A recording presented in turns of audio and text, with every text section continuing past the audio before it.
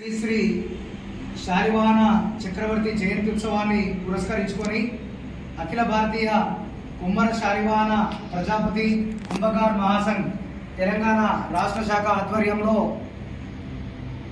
ఇక్కడ మన ఆలోచన ప్రధాన కార్యాలయంలో నిర్వహిస్తున్నటువంటి శాలివాహన జయంతి ఉత్సవ కార్యక్రమానికి విచ్చేసినటువంటి మీ అందరికీ కూడా స్వాగత పుష్పాంజలి తెలియజేస్తూ మరి ప్రథమాంధ్ర మహాపాలకుడిగా నవీన శక సృష్టి కారకుడిగా అఖండ భారతదేశాన్ని ఏలినటువంటి చక్రవర్తిగా పేరుగాంచినటువంటి శాలివాహన చక్రవర్తి గారి చరిత్ర మరుగున పడకముందే దానికి ఒక దీక్ష శాలివాహన చక్రవర్తి గారి జయంతి ఉత్సవాలని ముఖ్యంగా ఉగాది పండుగను ఏ రాజు పట్టాభిషేకం రోజైతే మనం ఉగాది కార్యక్రమాన్ని నిర్వహించుకున్నామో ప్రారంభించుకున్నామో మరి అదేవిధంగా ప్రతి ఉగాది నాడు శాలివాహన చక్రవర్తి యొక్క చిత్రపటానికి నమస్సుమాంజలు తెలియజేస్తూ ఉగాది పండుగను యావత్ దేశమంతా కూడా నిర్వహించే విధంగా మన ప్రయత్నం ఉండాలి అనేటువంటి విషయాన్ని ఈ రోజు సమాజంలో చాటవలసినటువంటి అవసరం ఉంది.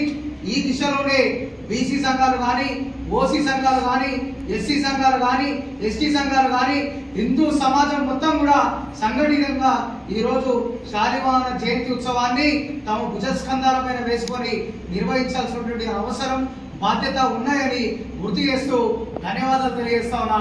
భారత్ మాతాకి జై.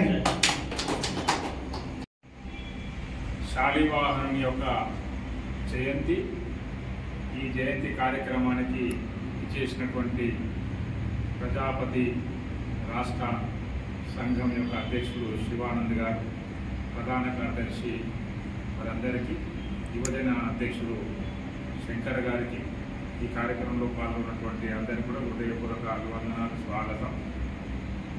ఈ శాలివాహన శకం వందల సంవత్సరాల తర్వాత కూడా ఈరోజు మన భారతదేశంలో ఒక ప్రాముఖ్యత కలిగినటువంటి ఒక శకంగా మనం చెప్పుకోదగ్గది.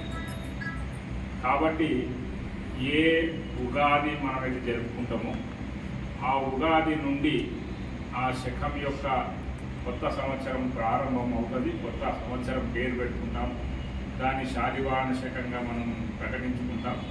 కాబట్టి అంత గొప్ప మహారాజు, గొప్ప చక్రవర్తి అందించినటువంటి కుమ్మర శాలివాహన ప్రజాపతి శకానికి, యుగానికి ఒక మొదటి మెట్టుగా మనం భావించి ఆ సంస్కృతిని మనందరం కూడా తీసుకుపోతున్నందుకు మీ అందరూ కూడా హృదయపూర్వక అభివందనాలు తెలియజేస్తున్నాను. మరియు నా తోటి సహోదరులందరికీ శాలివాహన జయంతి శుభాకాంక్షలు. మనము ఏ విధంగా అయితే మనము శాలివాహన్ని ఐకాన్గా తీసుకొని మనం ముందుకు నడుస్తున్నామో, ఆయన ఒక చక్రవర్తి, మొత్తాన్ని భారతదేశాన్ని పాలించినటువంటి ఒక చక్రవర్తి, మనకు ఒక ఐకాన్ ఉన్నాడు.